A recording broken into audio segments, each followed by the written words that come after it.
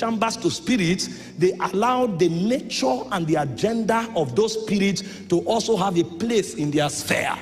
And so the first challenge of vision is the fact that activities that are demonically oriented are here. And many are not aware that every time you open to the devil, you are imbibing his nature, and you are also allowing his government to find expression in your sphere. And the reason many cannot fulfill purpose is not because God is not present. It's not because God is not powerful. It's actually because they have legally opened a door to demonic oppression and demonic operation. And there are few of them that blinds us from looking at our vision. Our focus is to look at vision, look at our dreams. And there are few of those demonic operations that has blinded men from focusing on what matters. And one of it is what we are dealing with tonight: fear. You will think fear is a feeling you have. Fear is a spirit. Because there is a weapon of a spirit. And there are many of such weapons. If we had time, we would have dealt with at least 14 of them. Because there are many. One of the weapons spirits use to destroy men is pride.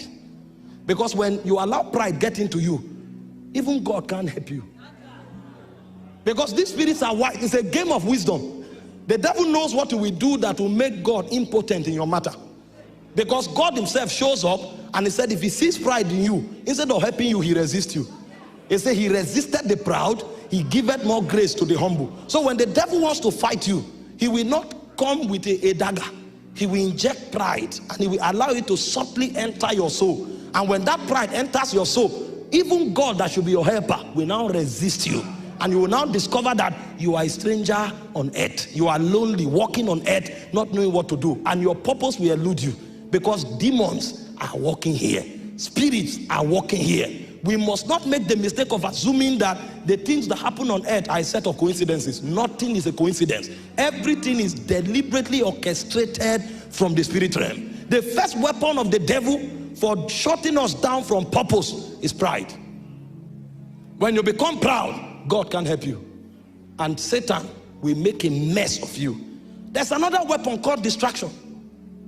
In 1 Kings chapter 20 verse 40, the prophet told a parable to the king. He said, my Lord gave me a servant to keep. He said, but as I was busy here and there, I lost him. You will now discover that your dream is actually not something you created.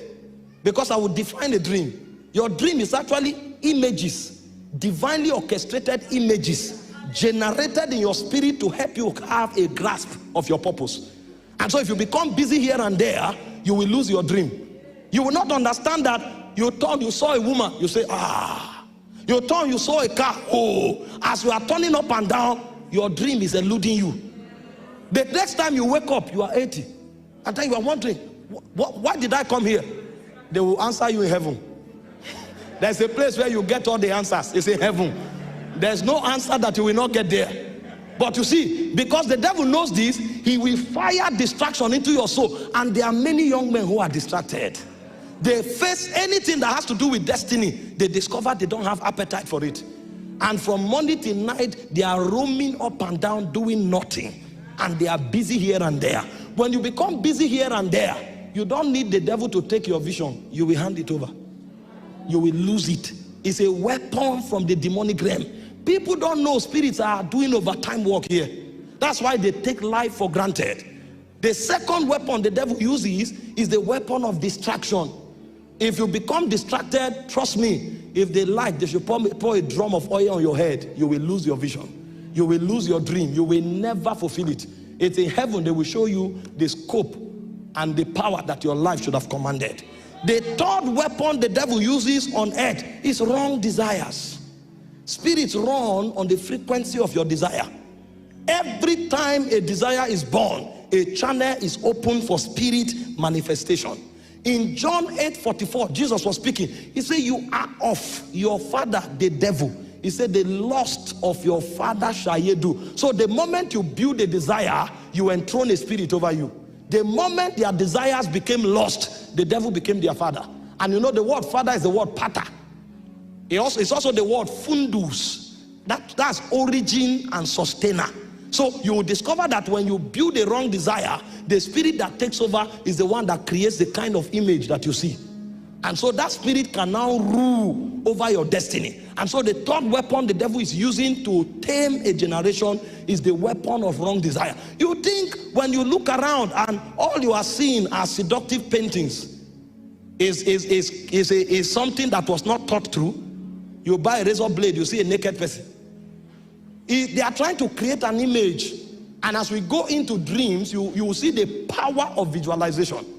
What the devil is trying to do is to create a desire in you.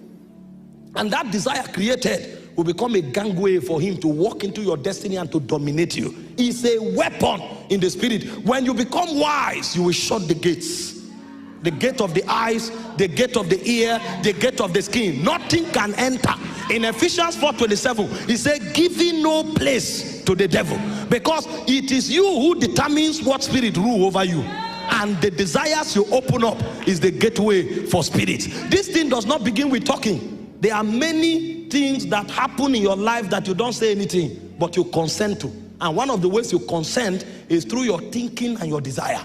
If you think it, desire it, you open a door for a spirit to take over. It's a weapon in the spirit. I'm telling you why many lose their dreams and they can't focus on it. Because the desires can take them off and they will veer away from destiny. The fourth weapon of the devil is the weapon of sin and lawlessness.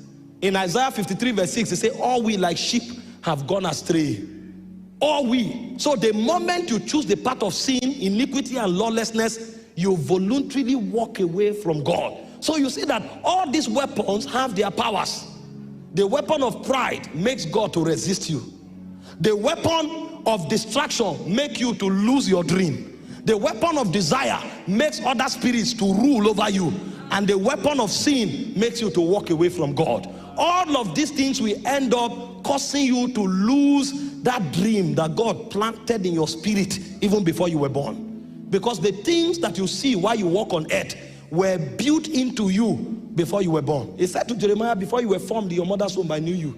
I ordained you to be a prophet. You come on earth, you are seeing prophetic signals. You don't know that those things are algorithms created from the studio of eternity.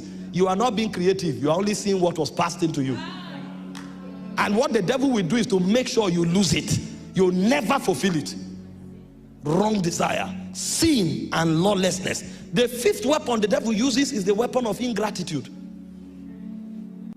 So you find many people who should be helped into destiny.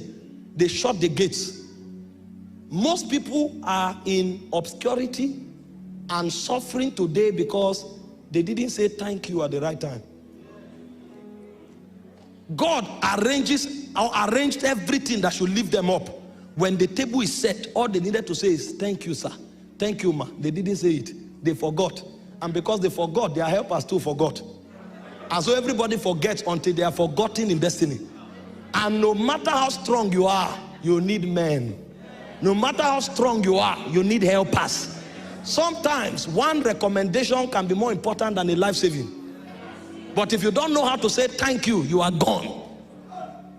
And the devil will use this to make a lot of people suffer and never fulfill destiny. In 1 Thessalonians 5:18, the Bible said, in all things, be thankful. In all things. Because if you lose the virtue of gratitude, you will discover that even if you remember your dream, you won't fulfill